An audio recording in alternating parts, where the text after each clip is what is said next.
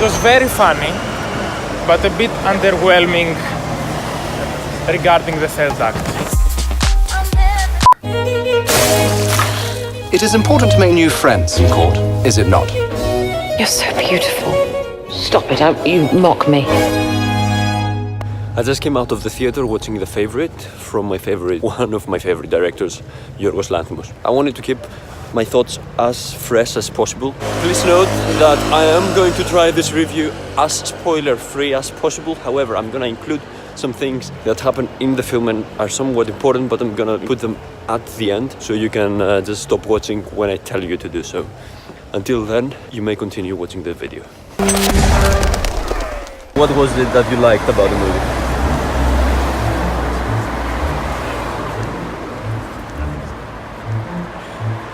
Let's start from talking about what's going on in the film. So if you haven't seen the trailer or have no idea what's going on, it's actually a period film set in the past. England is in war with France and some other countries. I really don't know my history very well. And there is this very young lady played by Emma Stone called Abigail, who used to be a lady, sort of a high-class person, but then because of some circumstances he ended up being very poor and basically thrown out of her life. So the movie starts with her going to the Queen's Castle in order to ask for work. I hoped I might be employed here by you. As something. From her cousin, who is the Queen's maid at the moment. Abigail, using some not very ethical techniques, manages to step up the ladder pretty quick and soon enough starts making a connection with the Queen. This is basically the whole movie. I'm not gonna tell you any more things because it's actually gonna ruin the experience. So now that we got that out of the way, let me first begin by saying that I was not very impressed by the movie. And I'm very sad to say that, but this is probably my least favorite movie from Lanthimos. He's known for going for it. He's not shy about what he wants to do, and he does it, which is admirable. But the ending was you could see the ending coming. That's it. I believe that the whole of the movie was just like when a young filmmaker first has his hands on equipment and he's excited to create something, so he doesn't pay attention to the details, but he just likes to just put something out. I think the exact same thing happened this time. I mean, he had Emma Stone, he had so many wonderful actors. Olivia Colman. I mean, yeah. The thing about those kinds of films is because you hear so much about the film, you are expecting something more. I was a bit underwhelmed in that respect, but the film is a good film. It's a very good film, but a bit underwhelming. First of all, very, very important thing to note, this was the first film of Lanthimos in all these years that didn't have to do with the whole family theme. And I think that was one of the reasons that things turned out to be kind of weird. And I believe that Lanthimos, and I'm not sure who else was the writer of this one. His long-time collaborator. I believe that both Lanthimos and Philippou. Well, since Philippou is not the writer, this whole thing is gonna be relevant. But I think that the change of writers for Lanthimos really showed on this movie, because Philippou could always put something deep into the movies that he wrote, but then these new guys and it just goes to show how important the writer is from the movie and how important Philippou was in the success of Lanthimos' previous movies. So, congratulations, Timmy. You're the man. Back to the review.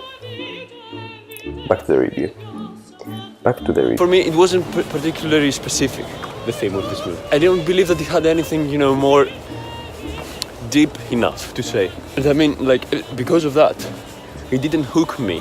And in the beginning, I was trying to be entertained by the picture itself and not the story. And I couldn't help but notice, technical things, and that's bad when you start noticing technical things. In the second half, I stopped doing that. The thing I kept noticing on Lanthimos' movies was that each movie forward had less of a deep meaning to it. Because if you've seen Dogtooth is very. It is what it is. You know, it says that message. It gives the viewer, you know, the food to feed of, you know, of thought and everything. Then his next film, Lobster, does the same thing as Dogtooth, but this time with a bit of more. It does it more gently, so the average audience can also enjoy the film without needing to step back and think so much.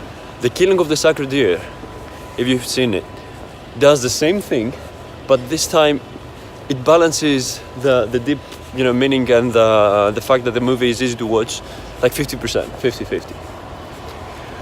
This film here, I think this balance was definitely on the easy to watch side of things, and I think that is what really made the movie not that great, I think. And so much more accessible.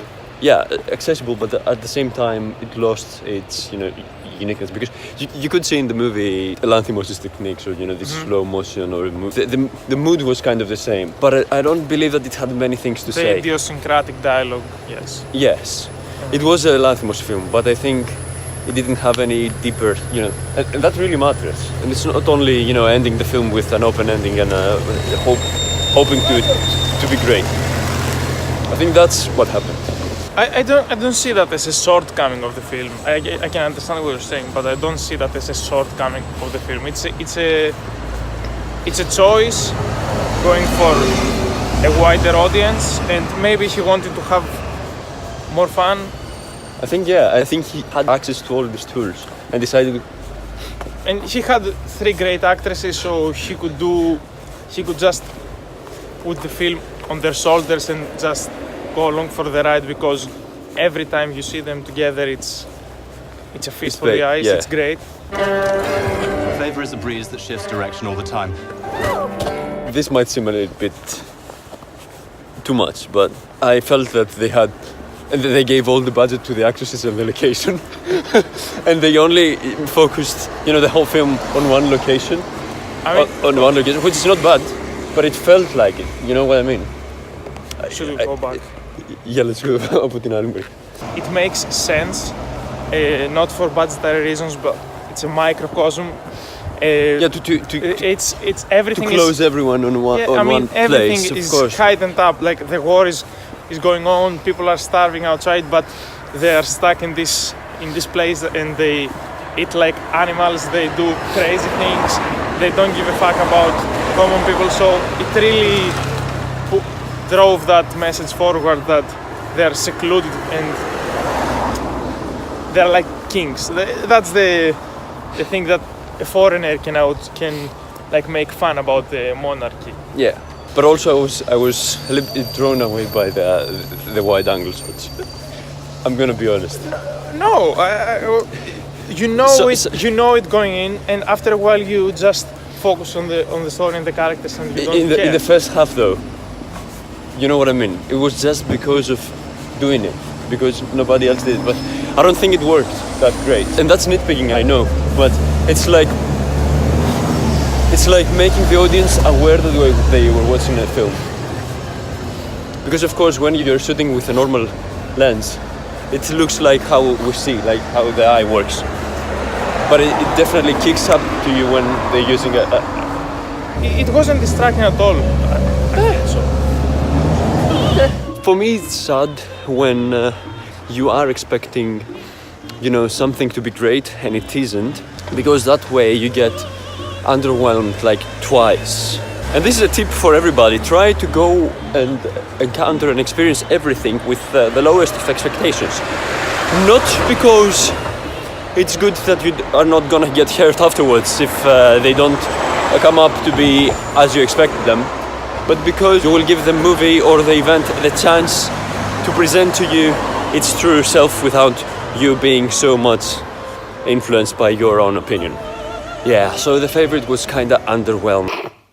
I believe that Lanthimos, he had all of these successes during the past few years, and he thought, why not make another one? Because I can, and I don't blame it. If I were in his position, I would be doing the same thing.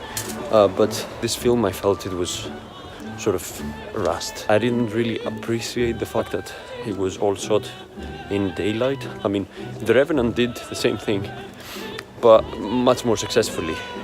The Favourite, on the other hand, and I mean, don't get me wrong, these are not things that should be discouraging you from watching and enjoying a great film. But when you're starting to get so deep into like technical things, then you know that the whole film didn't quite live up. So after all, what's your rating? I mean, I came out of the cinema underwhelmed, but I spent this whole review defending the film, so I guess I liked it. You did like it? Yes. What's your rating?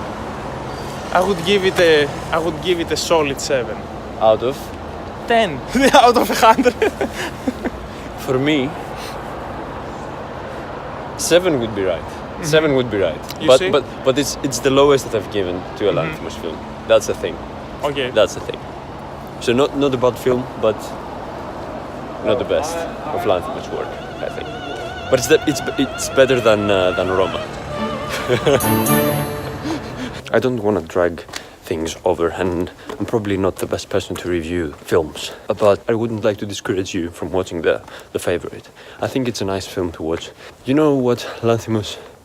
I'm definitely sure you're not watching this, but it is great to keep some same characteristics throughout all of your work, but when you start using these tools of yours only because they are yours and they need to be your signature without any actual value to the film or the story, then I think you should be considering it better.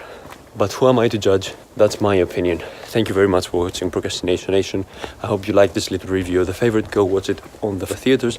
It is out in the UK. I'm not sure when it's coming to the other countries, but you can probably check that out on the internet. If you enjoyed that video, share it with your friends. Maybe they want to know how's The Favourite like. Leave a thumbs up, that would really help, and click the subscribe button down there to stay tuned on future episodes of Procrastination Nation. I'm going to Oslo next week. It's gonna be fun. See you there. I mean, it's one of these movies that you want them to be great, but then Go see it, guys. Okay. My dear friend, how good to see you've returned from hell.